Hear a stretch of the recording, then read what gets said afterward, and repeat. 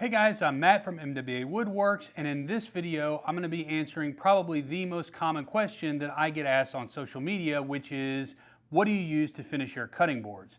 So I will walk you through the simple process to make this wax finish, and along the way, I'll get to use one of my favorite tools in the shop. Stay tuned and I'll show you how it's done. To make this finish, you'll need two simple ingredients. The first is beeswax. I like to buy my wax in bags of 1-pound pellets because they melt faster than the blocks of wax do. The second ingredient is mineral oil. Notice I said mineral oil and not mineral spirits. There's a big difference. For this recipe, you need to combine 4 16-ounce bottles of mineral oil with 1 pound of beeswax for a 4-to-1 ratio.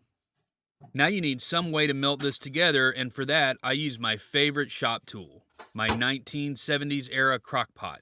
This is the safest way to do it in the shop because there are no open flames. I set the crock pot to its highest temperature. Don't ask me what that temperature is, it just says high. Then I just pour all 4 bottles of the mineral oil into the crock. Now let the mineral oil heat up for about 30 minutes, and then after the oil is warm, just dump in the bag of wax pellets into the crock. Then make sure to watch the pellets slowly sink into the oil, because this is about the most exciting part of this process. Hey, it's the little things, right? Now I just add the lid and wait. It should take about 30 minutes with the lid on to completely melt the wax. In the meantime, go ahead and set up your containers next to the crock.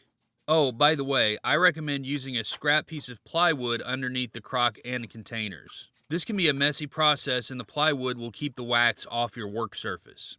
I like to use these little 4-ounce tins for my wax.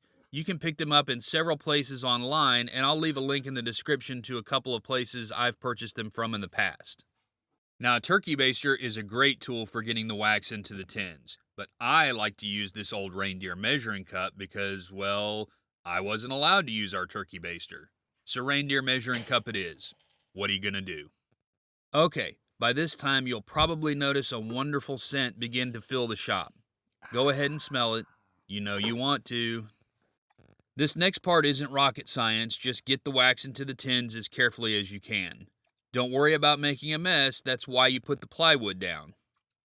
This recipe makes about 20 of these 4-ounce tins with a little bit to spare. After the first pour, go back and top everything off using the remaining wax, eyeballing the top of the tin to make sure they are full.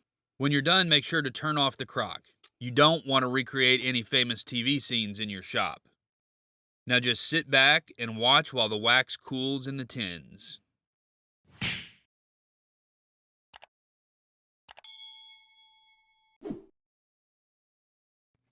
The last step is to lid up your tins and clean off any wax that may have spilled. And that's it, easy peasy. Now this is about the easiest finish there is to use. To apply it to a new cutting board, just wipe on a liberal amount of the wax.